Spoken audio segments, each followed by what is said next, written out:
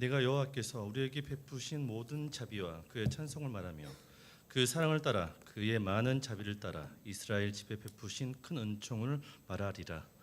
그가 말씀하시되 그들은 실로 나의 백성이요 거짓을 행하지 아니하는 자녀라 하시고 그들의 구원자가 되사 그들의 모든 환난에 동참하사 자기 앞에 사자로 하여금 그들을 구원하시며 그의 사랑과 그의 자비로 그들을 구원하시고 옛적 모든 날에 그들을 드시며 안으셨으나 그들이 반역하여 주의 성령을 근심하게 하였으므로 그가 돌이켜 그들의 대적이 되사 친히 그들을 치셨더니 백성이 옛적 모세의 때를 기억하여 이르되 백성과 양떼의 목자를 바다에서 올라오게 하신 이가 이제 어디 계시냐? 그들 가운데에 성령을 두신 이가 이제 어디 계시냐? 그의 영광의 팔이 모세의 오른손을 이끄시며 그의 이름을 영원하게 하려 하사 그들 앞에서 물을 갈라지게 하시고 그들을 깊음으로 인도하시되 광야에 있는 말같이 넘어지지 않게 하신 이가 이제 어디 계시냐?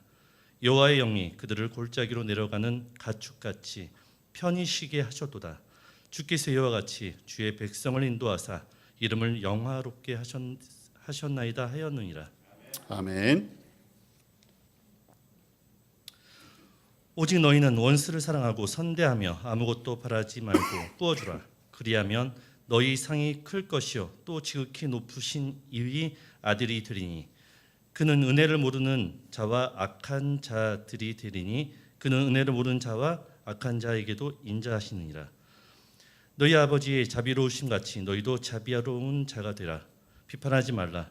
그리하면 너희가 비판을 받지 않을 것이요 정죄하지 말라. 그리하면 너희가 정죄를 받지 아니할 것이요 용서하라. 그리하면 너희가 용서를 받을 것이요 주라. 그리하면 너희에게 줄 것이니 곧 후히 되어 누르고 흔들어 넘치도록 하여 너희에게 안겨 주리라. 너희가 헤아리는 그 헤아림으로 너희도 헤아림을 도로 받을 것이니라. 아멘. 하나님께서 우리에게 주신 말씀입니다. 네, 오늘은 이사야 63장의 말씀과 누가복음 6장의 말씀을 통해서 성령의 열매 5번째 시간으로 자비의 열매에 관한 말씀을 나누고자 합니다. 여러분, 우리가 지금이라고 하는 시간을 살아가지만 우리에게는 마지막 때가 분명히 있습니다. 우리가 지금 이 땅을 딛고 살아가지만 우리는 영원한 새 하늘과 새 땅이 또한 예비되어져 있지요. 그래서 성도의 궁극적인 소망은 영원한 하나님 나라에 사는 것입니다.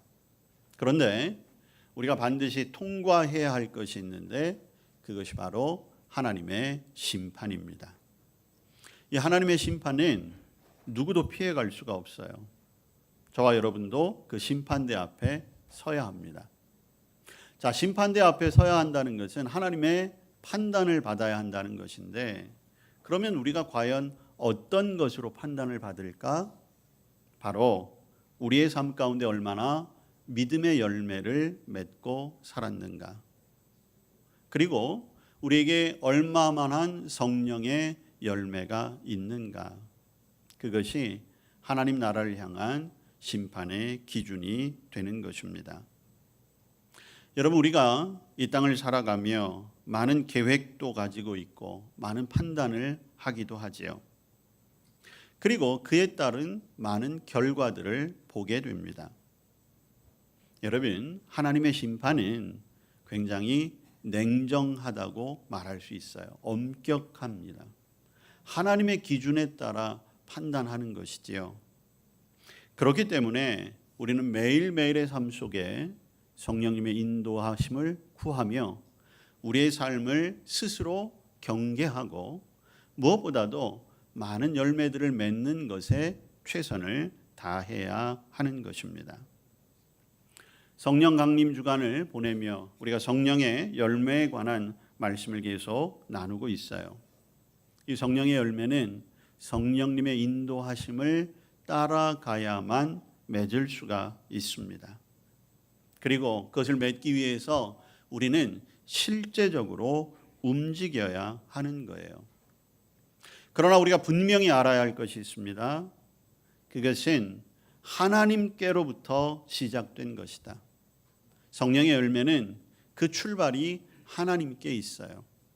그래서 우리는 하나님의 음성에 귀 기울이되 그 말씀에 순종함으로 나태하거나 게으르지 않게 하나님을 닮아가는 일에 최선을 다해야 할 것입니다. 자, 오늘은 다섯 번째 성령의 열매 자비라고 하는 거예요. 여러분, 자비라고 하는 것을 사전을 찾아보니까 마음으로 생각하며 마음으로 함께 슬퍼해 주는 것, 이렇게 돼 있어요. 그러니까 자비라고 하는 그 한문 자체는 슬픔이라는 것에 조금 더 그 중점을 두고 있다는 거죠. 그래서 이것을 조금 더 풀어보면 그 의미가 남을 깊이 사랑하고 가엾게 여기는 것, 또는 그러한 마음으로 베푸는 혜택, 그것을 자비라고 합니다. 자, 그런데 아마 우리나라 사람들은 자비하게 되면 기독교보다는 불교를 많이 떠올리게 될 거예요. 불교에서 이 자비라고 하는 용어를 많이 사용하지요. 자, 불교에서 사용하는 이 자비라고 하는 것은 모든 사람을 불쌍히 여겨 고통을 덜어주고 안락하게 해주려는 것, 그게 바로 자비예요. 그러니까 불가에서는 소위 부처님의 은덕을 입어서 우리가 불쌍히 여김을 받고 그리고 고통을 좀 덜어내고 안락한 삶을 사는 것, 그게 바로 자비라는 거예요.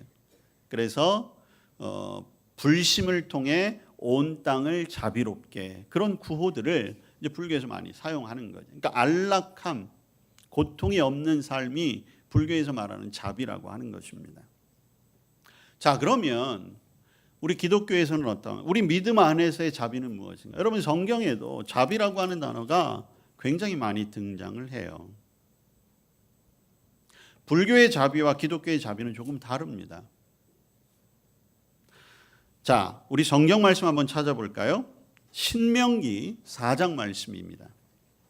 오늘 이사야 63장 7절에도, 자, 이사야 63장 말씀은 자막을 한번 띄워줘 보세요. 이사야 63장 7절, 오늘 본문에는 내가 여호와께서 우리에게 베푸신 모든 자비와 그의 찬송을 말하며 그의 사랑을 따라 그의 많은 자비를 따라, 이렇게 돼 있어요. 이사야 63장에도 많은 자비 등장하죠. 그러면 성경이 말하는 이 자비는 무엇인가? 그 정의가 신명기 4장 31절에 나와 있습니다. 중요하기 때문에 제가 찾아보라고 하시는 거예요. 신명기 4장 31절 다 찾으셨습니까? 자, 우리 같이 한번 합독합니다. 시작. 내 하나님 여호와는 자비하신 하나님이십니다. 그가 너를 버리지 아니하시며 너를 멸하지 아니하시며 내 조상들에게 맹세하신 언약을 잊지 아니하시리라. 아멘.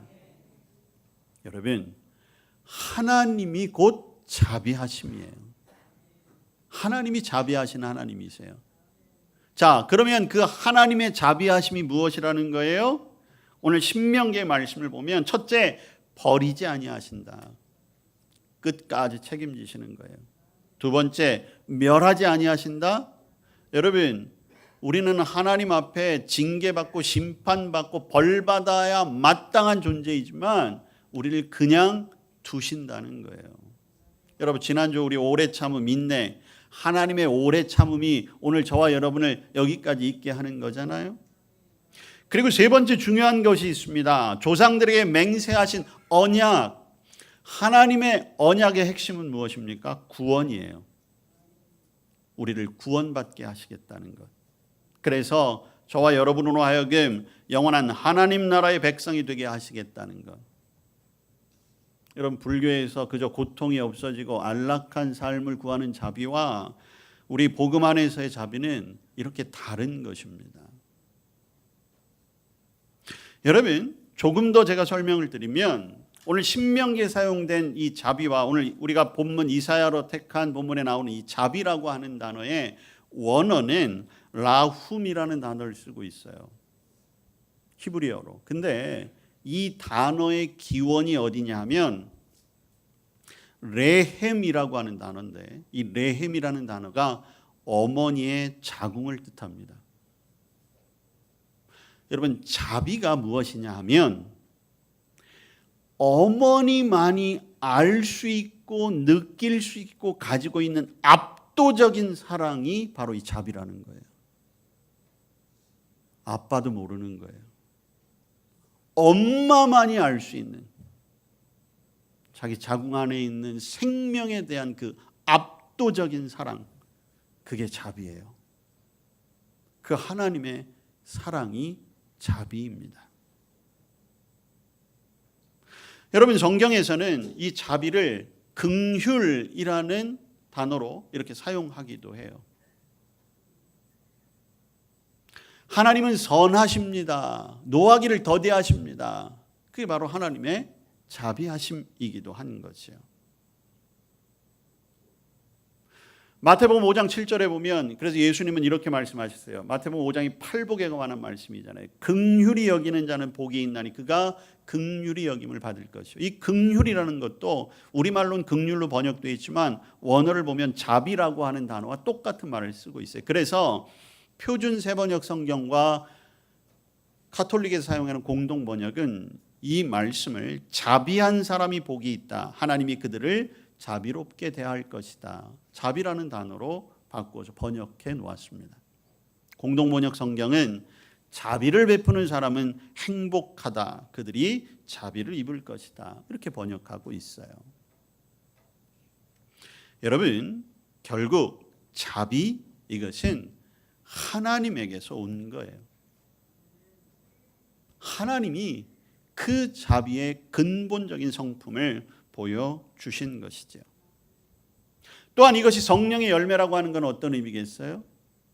저와 여러분이 그 열매를 맺어야 한다는 것인데, 바로 하나님께로부터 우리에게 전해진 그 자비로움, 그것을 깨닫고 그것을 경험하고 그 삶을 실천함으로 저와 여러분이 그 자비의 열매를 맺고 자비로운 삶을 살아가야 한다는 것이지요.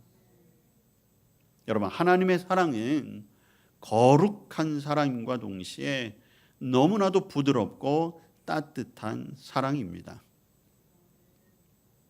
여러분, 사랑이라고 하는 것, 그건 어떤 개념적인 용어잖아요. 그렇다라고 한다면 이 자비라고 하는 것은 사랑의 표현으로서 자비가 나타나야 하는 것입니다. 여러분, 예수님께서 공생애를 하시면서 병든 자들을 고쳐주셨어요. 귀신 들려서 고통당하는 사람들, 그들에게서 귀신을 쫓아내셨습니다. 사람들로부터 손가락질 당하는 세리들, 그리고 성매매를 한 여성들, 온갖 몹쓸병에 걸려서 공동체로부터 소외당했던 사람들, 예수님이 기꺼이 그들에게 다가가셨어요. 그들을 위로해 주셨어요. 친히 식탁에 초대해서 같이 식사를 하셨습니다. 사랑하시기 때문에. 그리고 그 사랑하심을 어떻게 나타나신 거예요? 병을 고쳐주신 거예요. 귀신을 쫓아내주신 거예요. 함께 그들과 어울리며 새로운 삶에 대한 소망을 갖게 해주신 거지요. 여러분, 이러한 자비의 마음,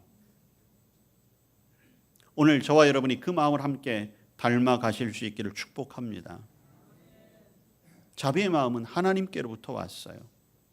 오늘 우리에게 그 자비로움을 보여주셨습니다. 오늘 이사야 선지자가 말씀하는 내용이 그거예요. 하나님이 너희들에게 얼마나 자비를 베풀어 주었느냐. 근데 너희들 어떻게 했느냐. 그 하나님의 자비를 떠나지 않았느냐.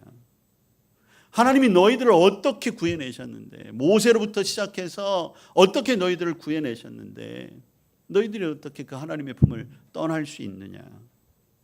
그런데 하나님은 그 떠난 것마저도 용서하시고 끝까지 버리지 아니하시고 노하지 아니하시고 징계하지 아니하시고 받아주셨다는 것이지요. 오늘 그 하나님의 자비하심이 저와 여러분에게도 동일하게 임하게 된 줄로 믿습니다. 저와 여러분과 같은 죄 많은 인생들이 오늘 망하지 않고 오늘 목숨을 부지할 수 있는 것, 하나님의 자비하심 때문입니다. 여러분, 그 하나님의 자비하심의 절정이 어디에 있습니까? 바로 십자가에 있는 거예요. 하나님이 우리를 너무나 사랑하세요. 그리고 그 사랑하심을 보여주시기 위해 어떻게 하셨어요? 하나님이 십자가에 자기 아들을 죽이셨잖아요.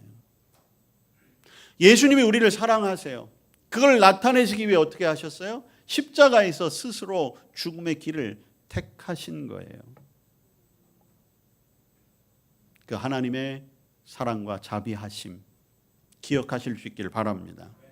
여러분, 우리는 하나님의 형상을 가지고 태어났잖아요. 하나님의 형상을 가지고 태어났다라고 하는 것은 그 하나님의 성품이 우리 안에 있다는 거예요.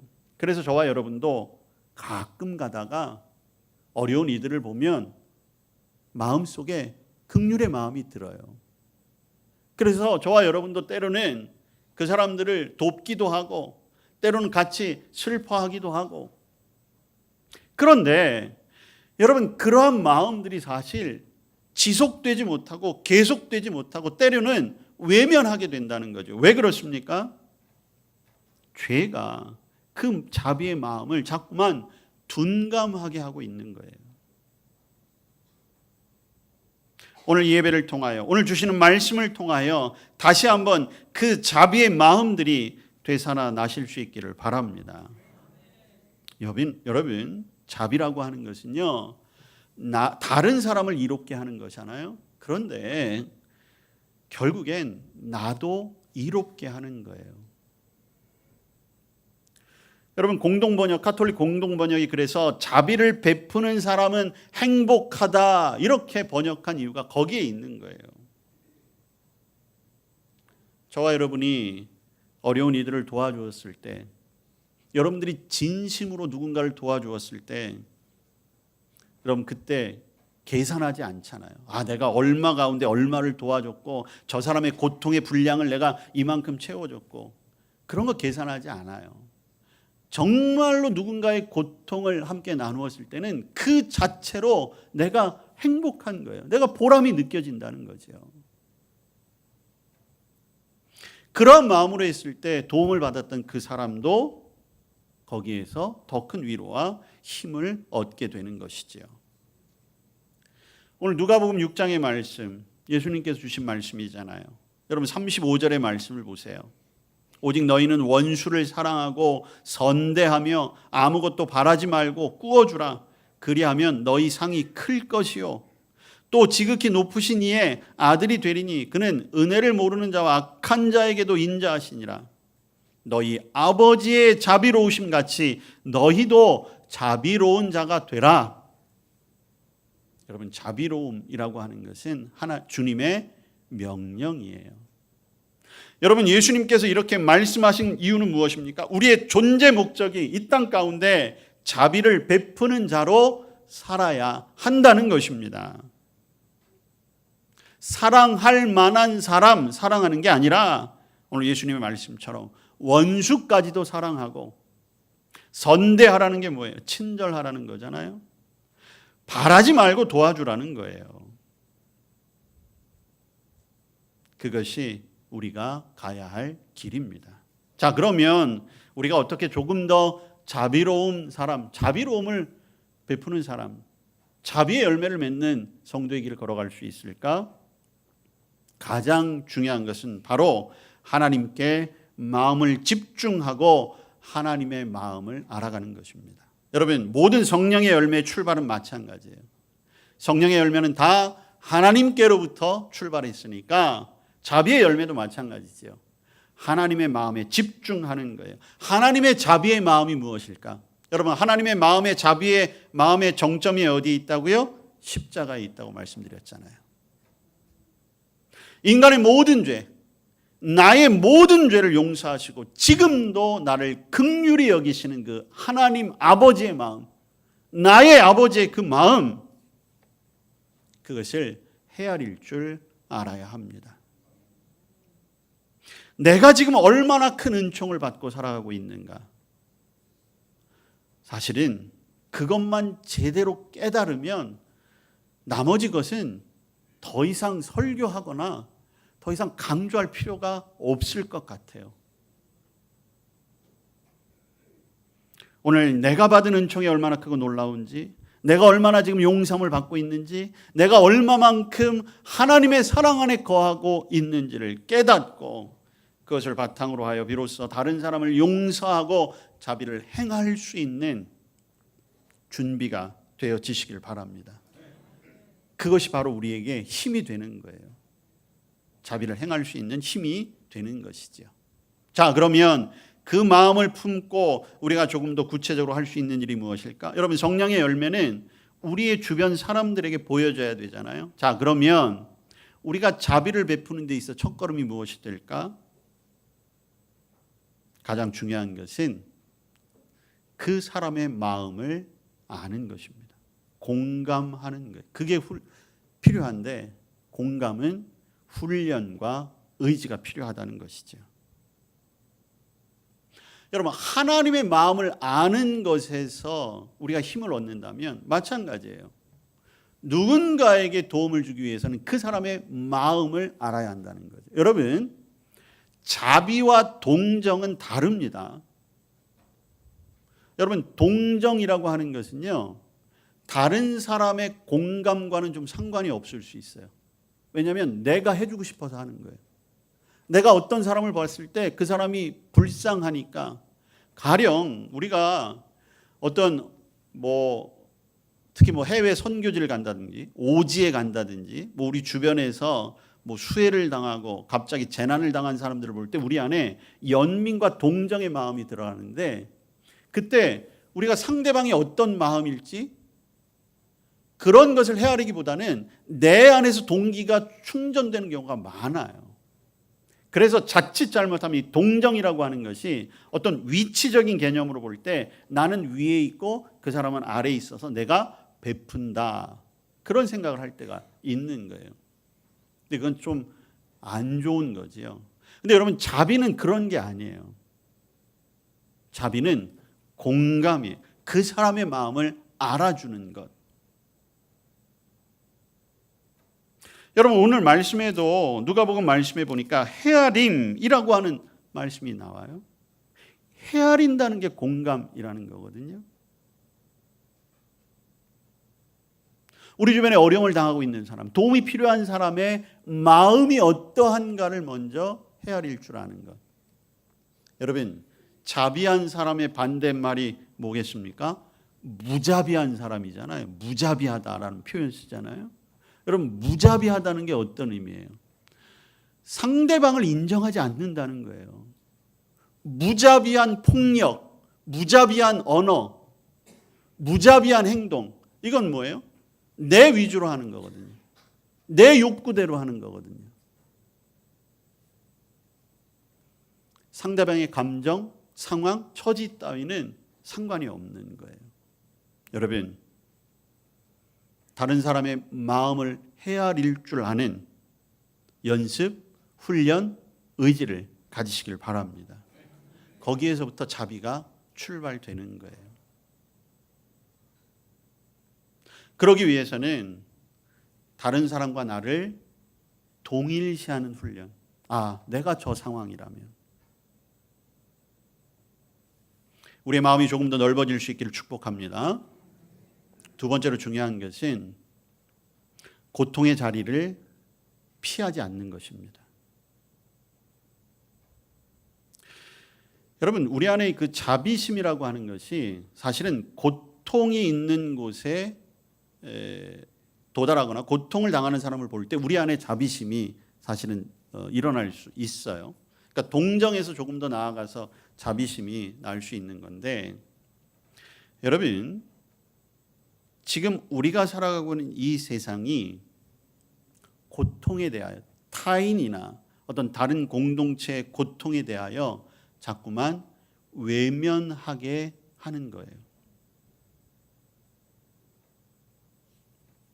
이 시대에 너그러움이라는 것이 너무 줄어들었어요. 경쟁의 시대에 어떻게 해서든지 1등이 되고 어떻게 해서든지 주목을 받아야 해요. 그러다 보니까 다른 사람의 실수, 다른 사람의 약점, 그걸 찾아내서 자꾸만 잘라내고 탈락시키고 도태시키는 것이 우리의 삶에 너무 익숙해졌습니다.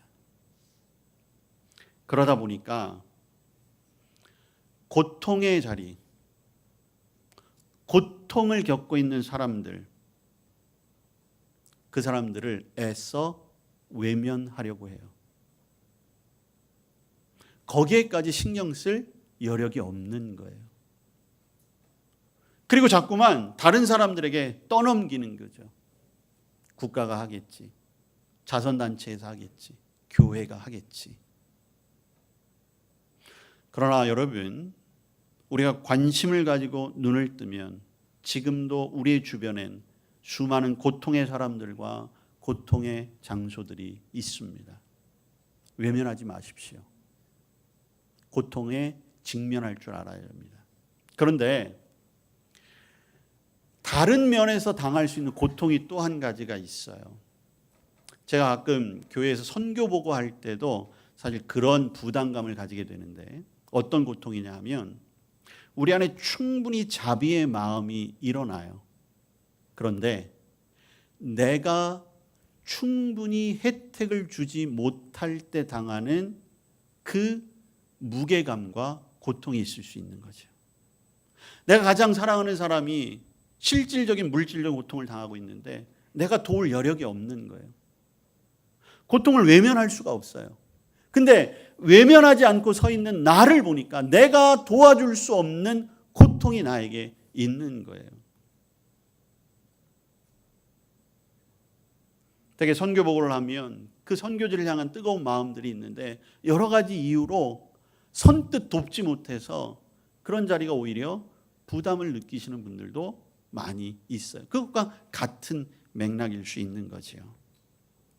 그런데 여러분, 우리가 베풀 수 있는 도움이라고 하는 것이 완벽할 수 없습니다.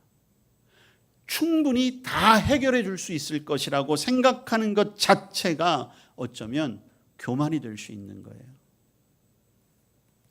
고통의 자리에 필요한 것은, 여러분, 우리가 도울 수 있는 것은 큰 것이 아니라, 제가 작년에도 그런 설교 한번 한 것 같은데, 그저 우리의 손가락 하나라도 빌려줄 수 있는 힘.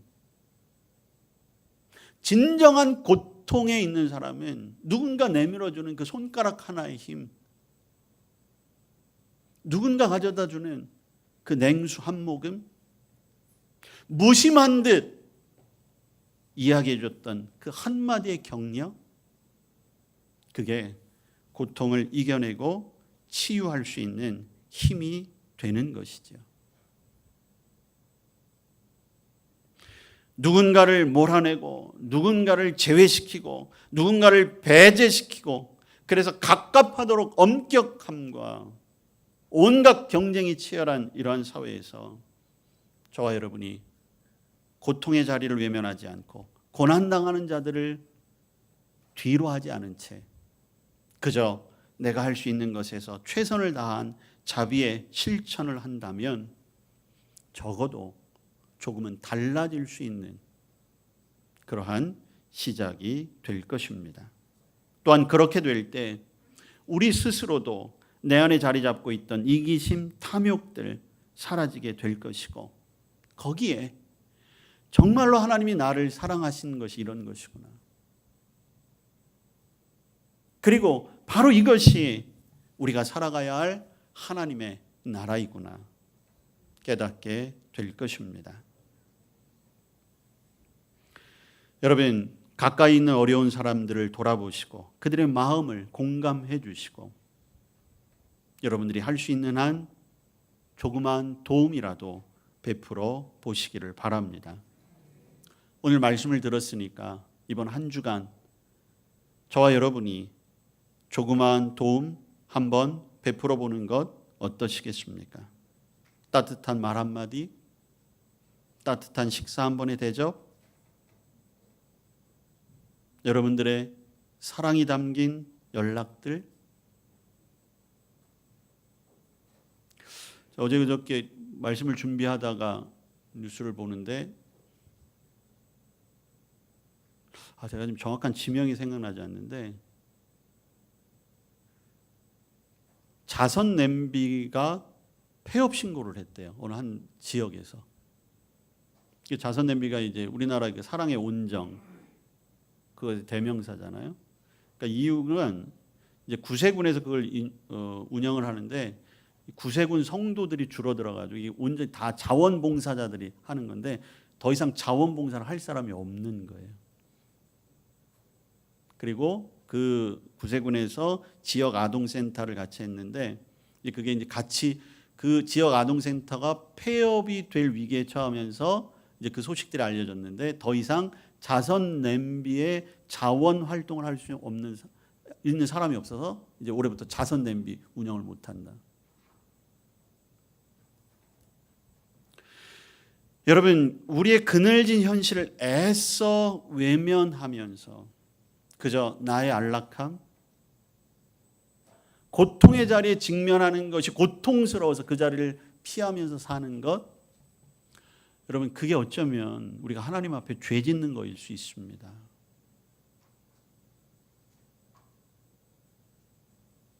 우리가 베푼 그 자비가, 우리가 베푼 그 사랑의 행동들이 이 땅을 살아가는 사람들에게 하나님의 나라를 보게 할 것입니다.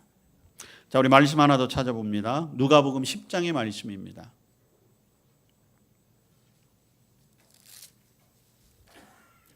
누가복음 10장 36절에서 37절 말씀 찾으셨습니까? 같이 봉독합니다. 시작. 내 생각에는 이 세상 사람 중에 누가 강도 만난 자의 이웃이 되겠느냐? 이르되 자비를 베푼 자니이다. 예수께서 이르시되 가서 너도 이와 같이 하라 하시니라. 아멘. 여러분, 이 말씀은 잘 아시는 대로 선한 사마리아인의 비유를 하시고 예수님이 하신 말씀이에요. 여기에는 두 가지 결론을 우리에게 보여줍니다. 첫 번째 결론은 무엇입니까? 여전히 세상 사람들에게는 이웃이 필요합니다. 그리고 저와 여러분이 이웃이 되어야 한다는 거예요. 어떤 이웃? 자비를 베푸는 이웃이 되어야 한다는 거죠. 오늘 주님께서 말씀하십니다. 너도 이와 같이 하라. 가서 너도 이와 같이 하라. 성령의 열매, 자비의 열매를 맺는 저와 여러분 될 수 있기를 축복합니다. 아멘. 하나님의 자비로우심으로 오늘 우리가 여기까지 오게 되었습니다. 이제 그 자비로움이 우리의 삶을 통해 나타나게 하여 주옵소서. 예수님 이름으로 기도합니다. 아멘.